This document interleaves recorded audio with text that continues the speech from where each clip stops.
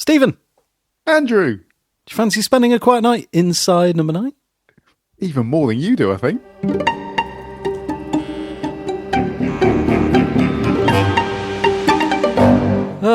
Yes, we are going into the scripts again. We're starting out on Series 8, Episode 1, The Bones of St. Nicholas. We may have... Our previous episode may have been a bit of a sort of Q&A, looking at the questions that came in after Wise Owl, but we don't know yet because we're recording this before that might happen, because I only published Wise Owl about 12 hours ago. This isn't the current episode, this is a warning. Is that what this is? I feel like we're not going to get any correspondence, so this is probably our next episode anyway. Okay.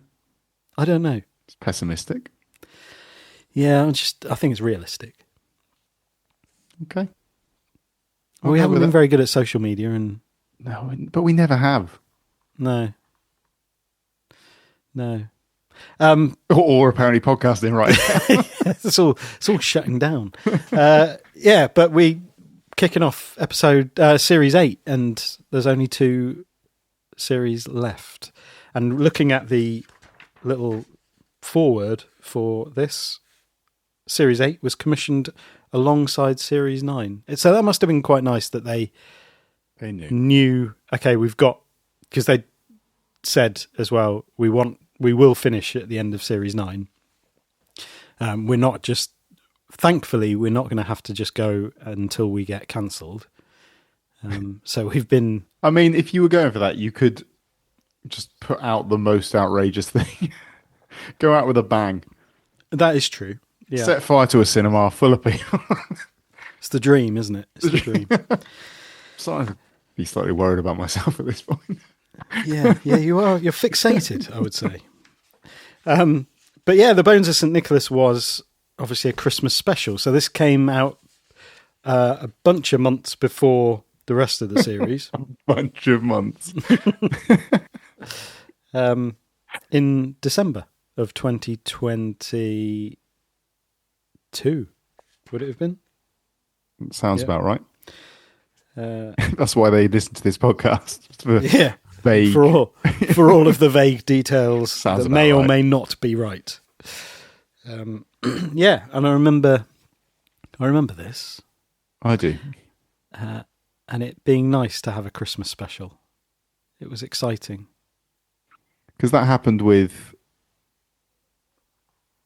Devil of Christmas as well, didn't it? Devil of Christmas, but that was before I was watching live. That's true. Yeah. So a bit like with Deadline, I didn't see that.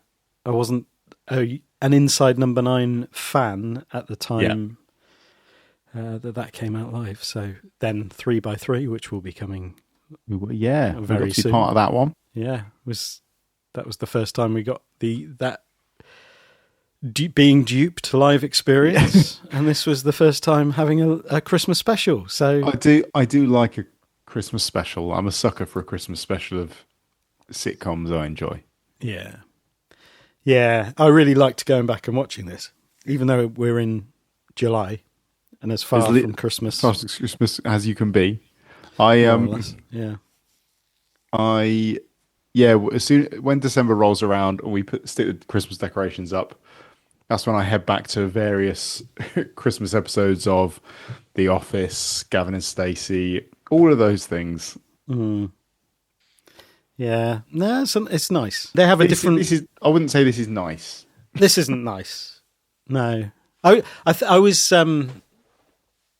Yeah, I really enjoyed the Christmas ghost story element. I think I hadn't appreciated the first time round how many ghost story tellings or like moments of the tellings of the stories there are in this, because there's the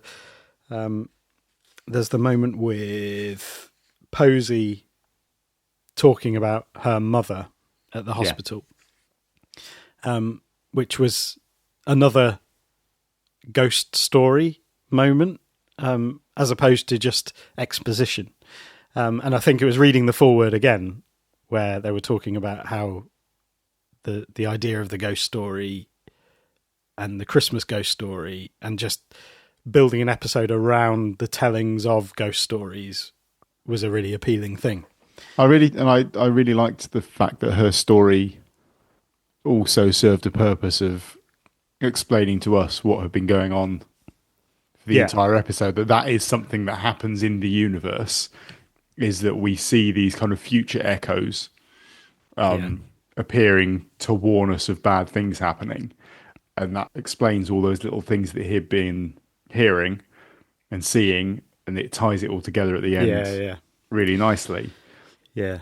Yeah, that was like a pivot point where, okay, this is what we're seeing. This is what he's been seeing. It's not a ghost. It's a warning. It's an apparition. Is that the word? Yeah. Yeah. Sort of. A ghost could also be an apparition. Can it? Yeah. Okay. A different apparition. Different sort of apparition. An after the fact apparition rather than a pre. Also a before. It's also a before. A ghost. He's seeing the things. Yeah, he's seeing them before they happen. Yeah. But they've kind of happened. I don't know. It all exists outside of time, I suppose. I think, yes. Which is good to get out there, mate. Where a warning of something that is inevitably going to happen is like this thing of, fate. It's not that you're going to be able to escape it. It's just like unlucky. And what's the point in a warning if you can't escape? Well, maybe the warning is just an interpretation of what the action meant, and actually it's just a foreboding presence. Because that's the thing. These things had to have happened for them to exist as a warning. Yeah. It's more. Yeah, it's just like by the way, what's about to happen? Not great, but guess what's coming around the corner for you? Good luck. Yeah, good luck. Why? You'll see. Yeah. Yeah, it's like, and I guess it's kind of like that, as you say, the fate part. It's like Final Destination, isn't it? Like you can't escape it. But could he, if he had heeded the warning, if he was tuned into this and he knew the warnings would come, that these were in fact warnings of what could befall him if he carries on with his little Indiana Jones quest for, Dan Brown quest for some sort of grail. If he'd known that, might he have backed off? Well, I think if that was the case, his warning would have been different because it would have told him about the thing that he would have done instead. Does it have to adjust? Of backing off? Does your warning have to adjust to go to just okay, right? The worst case scenario is now quite distinctly less of a problem, but still a bit annoying. Well, it's the thing of, okay, I'm aware that something bad is going to happen, and now in avoiding the bad thing or doing the thing that I think is going to avoid the bad thing is going to make the bad thing happen. Yeah, but the bad thing might be as bad as like a spilt cup of coffee by that point. Like you've avoided everything to the point, oh, now where's this coffee come from? This is annoying. There's coffee stains on everything. I don't even know how. But then would you... In 10 minutes, you knock over a mug of coffee. Would you get the apparition from a future you that's had just a bit of coffee spilt on you, or do you have to be dead? I don't know. I don't know how this works. Because it was like it was St. Nicholas who was dead and had his jaw knocked out, and then it was Jasper himself who died. So I mean, it would be annoying if you had just a constant flow of apparitions of like It's like, well, what counts as a bad thing? A bit of coffee spilt on you. Yeah, I've seen that's going to happen. Now that'd be kind of good if you knew that was the worst thing that was going to happen to you all day. Brilliant. You only get one apparition a day? Yeah, and it's the worst thing that could happen to you that day. Okay. Is this how this works? It's the worst thing that could have happened to him that day, based on this sample. Yeah, Yeah, he didn't see any of the other bad things that happened that day. Like Posey got an apparition of the worst thing that was going to happen to her that day. Yeah. I guess she didn't necessarily have one over it. Or maybe she But that also involved a dead thing. It did. And that's... Maybe it is only dead. Maybe it's only... I don't want to live in a world where I'm just constantly seeing the worst thing that's going to happen to me today. And not in a way that I can change it, but just in a... Oh, I'm braced for having coffee spilt on me. But, okay, but if you're someone who tends to catastrophize, then it would be quite nice to have a heads up. But nothing that bad happens today. Go about your business. This is the worst thing that's going to happen. And I mean, Posey didn't see what was going to happen. She just saw like a really haunting vision of her mother. If I see someone at my window going, "Oh, that's really hot. Oh, that's burnt my legs." That was the coffee. Yeah, I think if they react more abstractly. I think so. You know something bad is going to happen today, but you don't know what. So every day is just full of dread. Oh God, that would be awful. Yeah, unless I'd need to know what the thing was. Yeah. Otherwise, that would really go the other way. Yeah, I don't think we should go for this. No, should we? Okay, let's back out of this. Yeah, no, thanks. Yeah. Thanks for the offer. So yeah, what we do in these flicks through the script is kind of go through the script book and compare what we read with what we see in the final episode.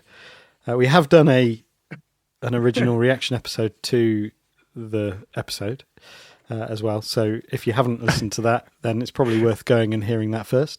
What are you laughing at? Everyone's now sat there knowing how this podcast goes and thinking, oh God, it gets that bad. That last 5 minutes, treat it as a warning. That was a warning. Yeah. Yeah. And that's 5 minutes longer than I was expecting this episode to be, because there's not actually a huge amount different. Yeah. But yeah, we sort of go through and see what is different. Think about why that might be. It might just be us being pernickety. Or it might have a bigger reason. Who knows? I think we've dialed back the pernickety slightly after you announced to us all in one of our most recent ones that we were just looking at the odd word that's changed, and that's not fun for anyone. Yeah, I didn't. Yeah, because when I was editing, I was like, "What are we doing?" Okay, I'm going to cross out some stuff. Yeah, no, I've got loads of pernickety stuff in this because there isn't a huge amount different. So let's go back to pernickety because it's all we've got. It's all we've got. Yeah, what was the first thing that you noticed? I don't think there's camping stuff at the altar. Oh. No. Where did it say that? I completely glossed over that. It's in the setup. So we were introduced to Jasper outside, walking into the church. And it says there's a small table and a couple of camping chairs, books, and a small electric heater near the altar. Yeah, don't think there is. Is there? Unless that's Dick's little setup. Don't think it is, though. Oh, because when they're having their sherry later, they're all sat on something, aren't they? Yes. So unless we just didn't see that, but I don't think I saw it on that initial establishing shot of International Church Night, which I imagine actually this might be an example of International Church Night. I would say Christmas Eve is very much International Church Night. Yeah, it is, isn't it? Yeah. So for the first time, that works. Yeah. Stopped clock. Yeah, interesting. I didn't notice that. The first thing I had was Dick saying, when he's saying, as I'm sure you're aware, it cost a pretty penny to preserve these old buildings. Champing is our biggest money spinner. So we let them all in, any creed, faith or culture, as long as they pay the overnight fees. Speaking of which, and then he just does a facial expression, but he says, yeah, so we let them all in instead of so we let in any creed, faith, or culture. And I thought We'll let them all in. we let them all in there's something about that is, yes, a little more dehumanizing and we let in any creed, faith, or culture sounds quite. You're making a choice still, as opposed to, and you're welcoming any creed, and it's like not. This is a we let them all in. Let them all in. There's something about the word "them" that is very. Oh, here they are. The hordes. In that same conversation, when Jasper then says, "Oh yes, I only have a card, I'm afraid." In the script, it says Dick says, "No worries, I've got my swiper." There's no worries filmed. He's just very excited. Straight in. I've got my swiper. Yeah. Yeah. On that note, I was in a shop yesterday and the person behind the counter kept saying, "No stress." It's like, he's like, "Do you have a loyalty card?" It's like, "No." "Oh, no stress." It's like, should I be stressed? I'll be the judge of and that. And he just kept saying, no stress. I was like, I feel really stressed at the fact that I feel like you're giving me permission not to be stressed. Should I be? We had a waiter in Australia whose little phrase he always used was "too easy." Oh, too easy, mate. Anything you asked him was too easy. Well, should I be challenging you? Yeah, should I need to up the stakes here? I would like. Yeah. Oh, too easy. No, it's not though, is it? Those are empty words. Because I've just asked for the Holy Grail of Joseph of Arimathea, and you're telling me that's too easy. What do you reckon? So obviously you'd have too hard at the other end, and it's like, no, that's too hard. No, too hard, mate. What would be that? I'm up for that challenge, but it's not going to be too easy, and it's also not impossible. That's pleasingly challenging. Pleasingly challenging, mate. That's something I think I could probably manage, mate. Give me 10 minutes. I'll see what I can do. Yeah. Don't patronise me. I can make this challenging for you. This interaction can very quickly go to being very not easy if you'd like it. And what I ended up doing was giving him no tip because everything was apparently too easy for him. What have we learned, waiters and waitresses? Oh, that's difficult. Everything's difficult. Don't undersell yourselves. Yeah. Oh, mate, everything was really hard for him, apparently. So I've given him 100% tip. Yeah. This has cost me a fortune because he just seemed challenged. He's just really challenged. Finally, I've challenged one of my Australian waiters. Too easy. When Dick is talking about, "I've made your bed up here," as you can see, some churches put a full-size Queen Anne in the middle of the transept, but I personally don't think it's in keeping. He switched it out for in fitting, I think. Yeah, in fitting. And he didn't create a little lounge area. It said he set up a little lounge area, which actually is more true. He didn't create it. No, that's right. When you're in a church, I think creation has a certain weight behind it. Yes. I think set up probably is a little better. And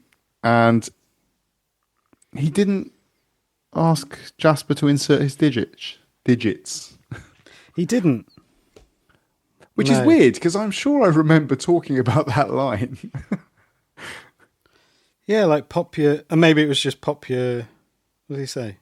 It didn't say anything. Oh, no, he didn't. I'm sure we talked about that line.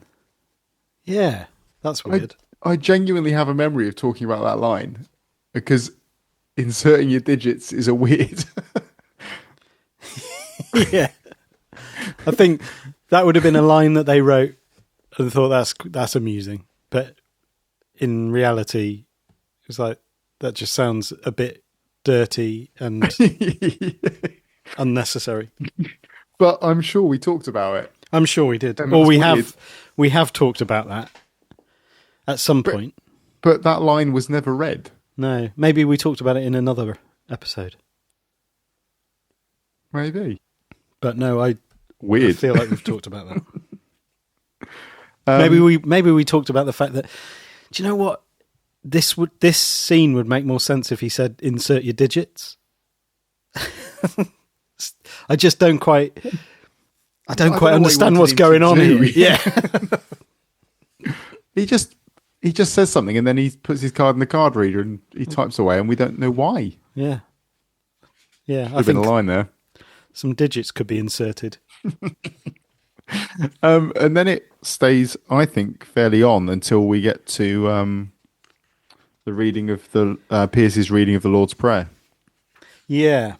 I was wondering about the bauble featuring the smiling face of Santa Claus. Is it a smiling face of Santa Claus? I mean, it's a face of Santa Claus. Smiling, maybe a push. It also didn't notice that he trapped that under his foot. Like a prime Ronaldinho. Yeah. Big bauble. Big bauble. Ronaldinho in his prime. Just said it rolled forward and he picked it up. No, he trapped that well. Yeah, I think the foot trap was a good touch. So it's just rolling. Oh, and actually, there was a little bit of a change. Yeah, the hotel exchange didn't really happen, did it? No, because I thought they'd just changed out Holiday Inn for Radisson, but then she does mention Radisson, but not in the play. So it says, what did I expect on Christmas Eve night? Oh, I don't know, a Holiday Inn. I've told you, don't blame me, Pierce says. And then Posey says, a Radisson maybe. Which actually doesn't really make much, like, carrying on. You've gone up. Yeah. You've gone up in hotels. They just go for take out Holiday Inn, replace it with Radisson. Mm-hmm. And they don't need to keep talking about hotels. That'll do. That's enough hotels. Comment.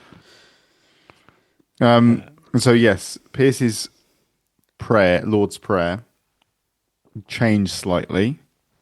He added a line in. We had a deliver us not into inebriation. Yeah. And for thine is the beer was switched out for the stout, the bitter and the lager, forever and ever, which I think is a good call. Yes, beer is like the overarching umbrella term for all of those things. Well, yeah, bitter and lager are beer. Yes. But, yeah, stout as is bitter. Yeah. And, yeah. Well done. Well done, guys. Cheers, guys. That was, yeah. Go on. The next bit was when Jasper arrives again, and Posey says, "Oh, my lord." And Jasper says, "Not quite, I'm afraid." He arrives in the morning. The "I'm afraid" was added in. Which just had a nice flow to it. Mm-hmm. But also, yeah, has a bit of a threatening. Yeah. I don't know. Not quite. Was it? I'm not quite. I'm afraid, or I'm afraid he arrives in the morning. I can't remember. No, it's not quite. I'm afraid. Yeah. It is quite threatening. That's you're going to want him later. Yeah, you're gonna need the actual. Oh, your lord. They added in a. We'll just set up here beside you. Yes. Yeah, which I think is great. So when Jasper is, he says, "Well, I hate to disappoint you, but as you can see, there is only one bed set out." And Pierce says, "Don't worry, we've come prepared. Sleeping bags at the ready. Who wants a brew?" That's in the script, but between ready and who wants a brew, we'll just set up here beside you. Whole church, you get a picture of. Yeah, right here, right now. We've just met. And we are all going to be sleeping very, very close together. Even though you clearly have a lot on right now with your rubbings and books. I like the fact he's just getting on with that. And no one asks him, like, what are you doing exactly? Well, yeah. And so we see they have that conversation. Jasper and Pierce have a conversation. So you're a history doctor then, like Indiana Jones, Da Vinci Code stuff. There's a drop line where Jasper says, "You could say that, though I'm more of an academician than an action man." Academician? Yeah, that's right. That's why I said macadamian then. Than an action man. He is a bit of a nut. He's a nut. Yeah, I guess that line. I don't know why they dropped that one, unless it's a bit unserious for him. But then they Yeah. kept the one later where he talks about St. Nicholas being like an avenger. Yeah. There is some they keep some sort of modern culture references in there for him, Yeah. but drop that one. Yeah, that's true. Yeah, because I was wondering, the Avenger, because it's an accurate line. It's not if he'd gone for the wrong, that's Marvel, isn't it? They're all Marvel. If he'd gone for DC. DC. Could have fumbled that. Yeah, nice bit of fumbling. Actually, it was that little exchange there where the next thing I noticed wasn't. It was kind of a strange one. So it says that actually St. Nick was an Avenger in his own way. So the script says 3 small boys were said to be lost one night. They swapped that out for 3 small children. But then every reference after that is to boys. Which is weird. Why switch out the boys for children, but keep every single reference afterwards where it says boys and keep it as boys? Yeah, that's a good question. I don't know why. Unless it was just It just happened when they said it. yeah, maybe it just came out. Or maybe it was let's mix it up so that you're just not just saying boys over and over again. Boys. Yeah, because he then cut up the children's bodies and laid the pieces in a salting tub. That's not changed to boys, is it? No, the butcher set upon the 3 boys, slitting their throats one by one. Yeah. That stayed. And then he cut up the children's bodies. When he saw Nicholas performed a miracle restoring the 3 boys to life and sending them. So maybe he wanted to just switch between children and boys, otherwise it becomes a bit repetitive. Yeah, exactly. My boys. Maybe it's just the rhythm, the feel, of the whole thing. Yeah. Let's go with that. Posey, I think I've got some cheese puffs. Yeah. Was added. Yeah. Which I really like. Did you bring any crisps? It changes. Yeah, it sort of changes that.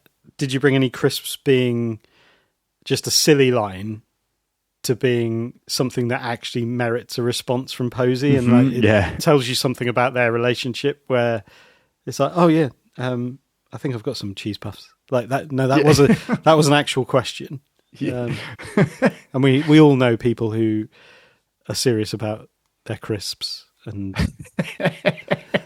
everyone knows someone. So no, he means that. He means that. He's not just making a joke because we're talking about pickling or preserving the children's bodies in salt and vinegar. It's like, oh, did you bring any crisps? It's like, it just made me think about crisps. It's Christmas Eve. If you're sat around having a drink and telling some stories on Christmas Eve, then you need nibbles. Yeah, absolutely. It's not Christmas without nibbles, is it? Yeah, especially if you've just been told a story about children's bodies being pickled and preserved. And people's tongues lolling out because their entire bottom jaw's missing. Yeah. He couldn't eat crisps, could he? He couldn't. No. That's one of the things. And even if he could, it would have stung. Especially it would. God, that was smart, wouldn't it? Oh, yeah. Tonight we're discussing what can't you do without a bottom jaw. Eat salt and vinegar crisps without a little bit of pain. You couldn't. You can't crunch them. They're uncrunchable without a bottom jaw. Skips. You might be able to dissolve a skip on your lolling tongue. Yeah. Dissolve it on your lolling tongue and then manage to flick it back to the back of your throat and swallow. Sorry, what are we talking about? The next thing I have is Posey saying about the stockings or the stocking. Where's that? Where Jasper and Posey singing. Yeah, she's been singing, and then she asks Jasper if he's got a stocking after he or in the script, it's I'm wondering where to hang my stockings, which I suppose is our stockings or my stocking, and it gets changed to my stocking. Well, it depends. She's actually hanging up stockings, isn't she? I think she's got. They're becoming tights. She's got tights for Jasper. Oh, okay, but they've actually got a stocking. She's got like 2 traditional Christmas socks for her, and Piers. Christmas socks. And then she says in the script, "I'll just hang them on the end of your bed for you." So she's addressing Jasper, but in the episode she asks Piers, "Shall I just hang them on the end of his bed?" And obviously those stockings come back later when he's wearing them over his face. They very much do. The next one I thought was a bit strange. It was a description of sound. Okay. Apparently, they forgot that if someone's choking to death, they probably would make a strangulation sound rather than a guttural moaning. Yes. Because that was strange. They said there was a guttural moan. So it says, Jasper looks up the dark staircase. He can hear a distant guttural moaning sound coming from above. That guttural moaning would have been coming from himself being strangled, hanging from the hook that he's been caught on, which is why it wasn't a guttural moaning sound. It was a choking sound. Sort of throaty choking sound. He's not going to be able to go, ooh. Is that what guttural moaning? I think so. Yeah, that. Yeah. We've done a good job there. I'm sure everyone's sitting there with headphones. You're welcome, and everyone. Really You're welcome. The last 30 seconds. Should we give those another go? Just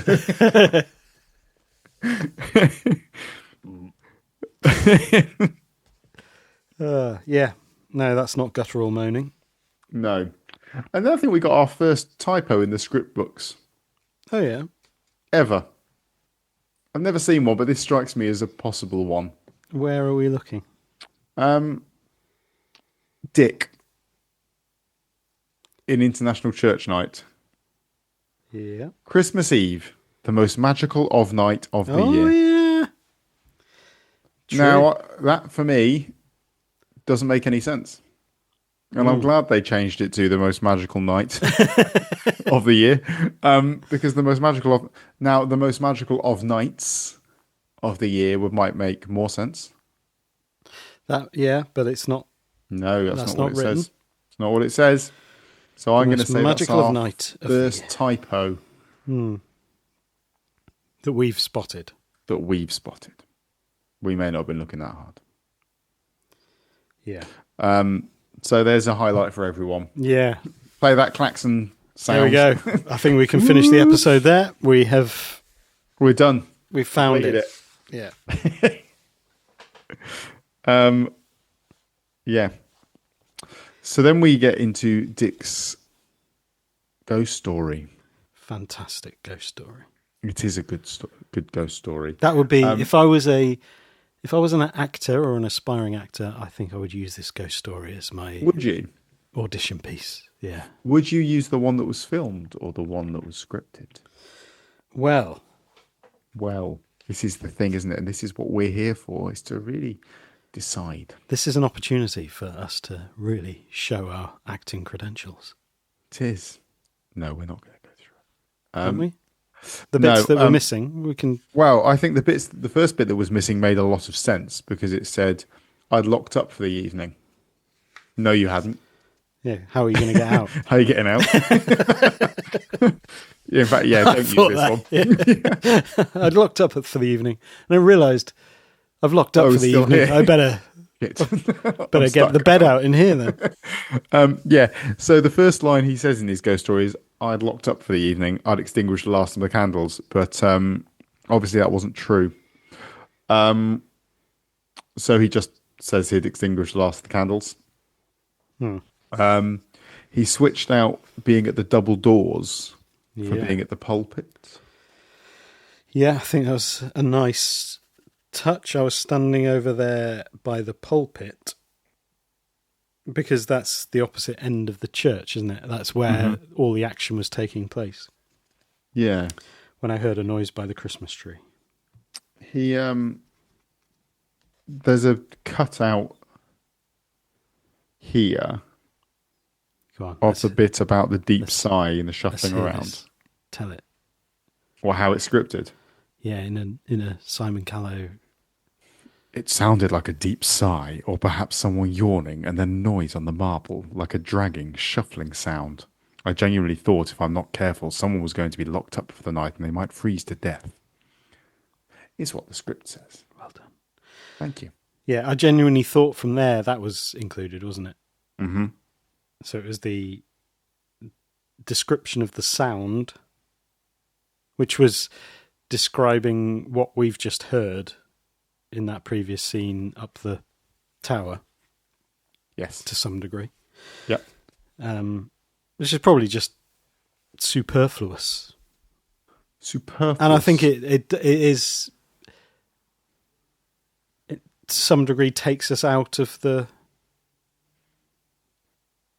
well, it doesn't take us out of the story, but it's more than the story requires for the sort of, the atmosphere of it. Yeah, I know what you mean. We then lose a bit more explanation. So we get Posey cutting in with the bit about the homeless man in the gym equipment cupboard and his boneless banquet.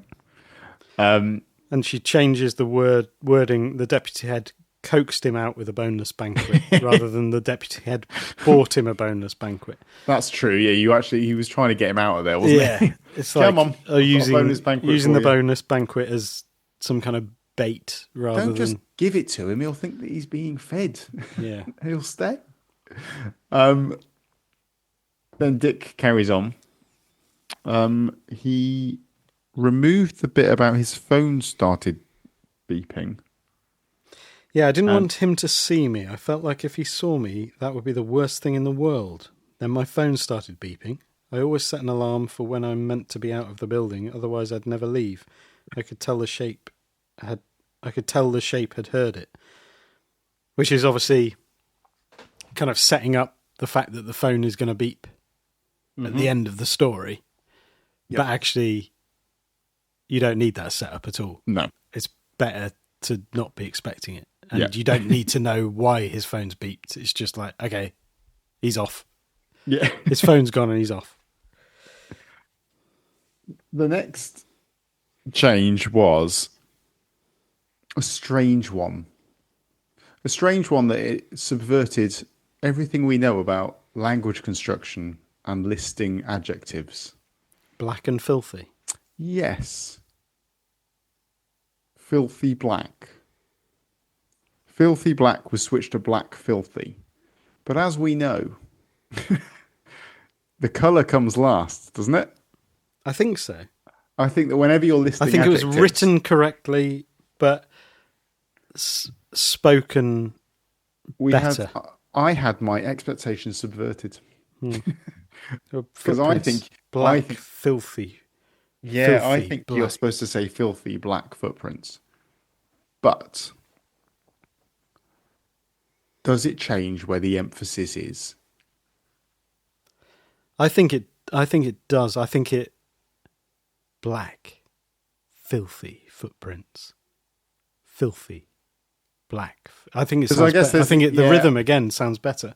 Because I guess if you're describing black footprints that were filthy, or filthy footprints that were black, does make a difference.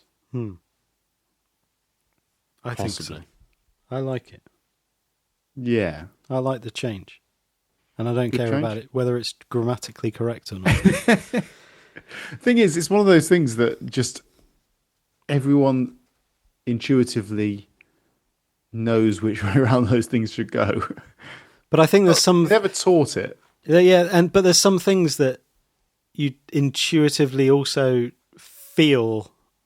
Because it's where like some of these, like Grammarly, will correct things, and it's like you've just taken something away from what I was trying to say. What is actually and the impact of what is being said here, and you've turned it technically correct, but you've taken all of the heart and soul out of this sentence. And filthy footprints. Black, filthy. Yeah, and it's in the delivery of it as well. Like it's where something's different to be written when it's written down than when it's delivered or performed. Yeah. And then there's a bit cut. So that's why I think the jawbone is here somewhere. He was looking for it. And this night, the eve of Christmas, is when his presence is strongest. It's like, that's just too much exposition, in my view. Yeah. I think I agree. I don't think that was necessary. So he just says, I believe his restless spirit roams this sight, longing to be whole again and finally be at peace. And that's kind of, a more ambiguous, what's the word? Purpose? Like, yeah, I'll do. Yeah. Whereas, like, I think there's too much purpose in he's looking for the jawbone. But I also think that putting Christmas and presents together in the same line is dangerous. Yeah. Bad idea. Yeah. You know where you go with that. Straight to a Christmas cracker. Is that where you get your presents? Yeah. Oh, those mini screwdrivers every year. Mini screwdrivers. Yeah. Well, Nail clippers. And a fish that curls up in your hand. Yeah, they're weird. It can tell your fortune, mate. No, Can it? it just gets hot. Oh, is that what it is? It's always disappointing. Depends on. It's I guess it depends on the crackers. If someone pushed the boat out with these Christmas crackers, are there metal things in them? Yeah. Bottle opener. It's a good one. Always a good one. Sometimes you get that. A carabiner clip, like a keychain thing that has no business going anywhere near climbing ropes. Yeah. Someone might die. Yeah. Crampons. One of those magic trick things where you with the things apart, but you can't. You end up links. just ripping them until they bend and they're apart. And you go, magic. Yeah. What's your favourite Christmas cracker toy or gift? Little pack of playing cards. Yeah, too small.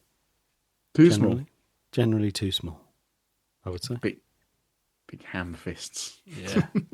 Can't get my ham fists around them. Can't play solitaire with these. No. I don't know how to play solitaire anyway. But Do you not? I've never played, no. No. Do you not remember when that was one of the only things you could play on Windows Minesweeper I used to go 3.1? for. Yeah, Minesweeper. Okay. But that didn't have the benefit, didn't have the fun bit where all the cards came down in these massive cascades when you managed to do it. I don't think I ever had. I mean, Windows 3.1 we had at school. Windows 95 was our first operating system at home, other than sort of our Amstrad, which had just DOS on. But Windows 95, Weezer singing Buddy Holly, the music video. There was REM. What song? There's an REM song on that. Can't remember what it was. And Actua Soccer, the game. Actua Soccer. Actua Soccer. And Encarta Encyclopedia. Yes. It was very expensive, though. It was. The full version. Yeah. We bought a box of. We had a time machine. Do you remember time computers? Yeah. We had one of those, and it was a big bundle of software. And one of the games was Unreal Tournament. To run around picking up ridiculous weapons. And how did we get here? Little playing cards. Christmas presents, Christmas crackers, mini playing cards, solitaire, Windows 95, Unreal Tournament. Wow. Sorry, listeners. Sorry, guys.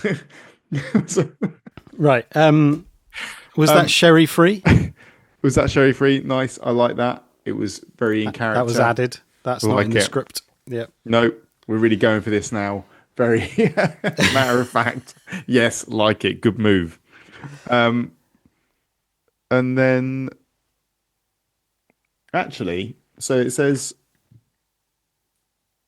why didn't you tell me And Pierce and Posey are talking about the warning that we spoke about earlier in the episode, you might remember. And there was it wasn't a ghost, it was a warning. Why didn't you tell me? It then cuts out Posey saying, because you think I was touched. And nothing was going to bring Paisley back, but all this talk of spirits, it's just got to me. And then the phone rings. But they cut that entire Posey line. Yeah. For some reason. Yeah. Time. Why didn't you tell me? Yeah, maybe time. Maybe it's just a bit much. Because actually, I think it works without those lines. And it's perhaps ham-fisted. It's like it's a bit, it's unnecessary detail. Yeah. Like without those lines, you have more of an understanding between, because although there's a bit of jokey, and this literally goes on to the bit where Pierce is being a dick, but as much as there's that almost faux antagonism or just irritation with Pierce doing what Pierce does, Pierce. There's also a real closeness to their relationship. And I think, why didn't you tell me? He knows why she didn't tell him. Yeah, it's like, as much as it's I would have liked to have known that, it is quite an accusatory question, or it can be interpreted as that, and like, why didn't you tell me that? And it's like, no, he does. He knows why she wouldn't have necessarily thought she needed to say. So, yeah, I think it just reinforces because I think they have a really nice relationship. Yeah, I do. And having got through what they've been through and got to where they are shows that, there's something about that connection that they have that is really nice. Yeah. Yeah. And from there, I didn't really have anything. It kind of ran true to script. Yeah. As far as I'm concerned, but I'm happy to be told otherwise. All the way through. There's a couple of extra doctors thrown in when Dick is shouting "Doctor." When he's coming up the stairs, "Doctor, Doctor, I'm ever so sorry if I frightened you, Doctor. What I said earlier, it was just a story rather than it was only a story," which is okay. There's a difference between just and only, but pernickety. That is pernickety. Why are these people still listening? But yeah, that's all I've got. Just 2 extra doctors. And then it all, not in the episode, that'd be weird. No, just loads of doctors just appear. Running around. Yeah, no, it just then plays out exactly as they imagined and scripted. As they imagined, as they saw it. Yeah. And, like fate.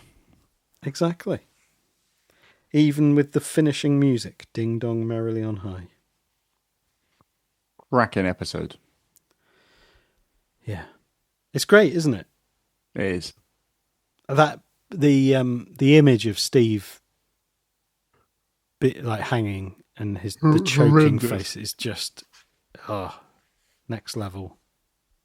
And Dick's ability to kind of tune that out and just have that replaced with his glee at finding the jawbone that's appeared on the floor. Yeah.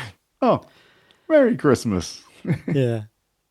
And I love there is an element of ambiguity as to whether or not Dick knew anything about Jasper's background and knew that he might be able to lead him towards the jawbone. Because he doesn't seem all that upset about the fact that Jasper is hanging in his No, that's what I mean. It was a very tower. quick, oh, good Lord. Oh, handy. Yes. Thankfully, before he perished, he managed to pull this out. So great. Merry Christmas, me. Merry. I'm glad he drank that Bristol cream. Just sort of put him off balance ever so slightly. as he made his way It's- across that plank of wood. Those little details of the scraping noises and all those little things, really well done. Yeah. And Yeah, even this just sounds the great. refilming that must have gone on for those little scenes of Steve doing stuff, causing the things to happen that he was experiencing. Yeah. All those little things, because they did those really well. Yeah. Little glances, the little corner of your eye movements and things like that were really good. Yeah. Yeah. I love, it all just fits together beautifully. It's lovely. Lovely. Well done, guys. Very good, guys. Yeah. Any thoughts on this episode? Please do drop us a message. You can email us at quietnightinsideKnow9@gmail.com or via Blue Sky at AQNIN9. And if you want us to carry on doing this, and you'd like to drop us a few quid to cover the hosting costs and get a shout out in a future episode, then drop us some money through the PayPal Me link in the description. Cool. All right. I don't have anything else to say. Do you have anything else to say? I feel like this is all ending quite tidily compared to Do you normal. want to derail No, I think we derailed at the beginning. Dragged we it back derailed onto the tracks. and then periodically derailed throughout the episode? So Somehow got back on the tracks and then fell off again and then got back on. And here we are. ironically enough, derailing it by talking about the fact that we didn't derail it. Right, we're coming into the station. We just can't help ourselves. Please alight here, everyone, because this is the end of the line. See you soon. What? Bye. for this week. Okay. Bye. Have a good week. Bye. Bye-bye. Bye.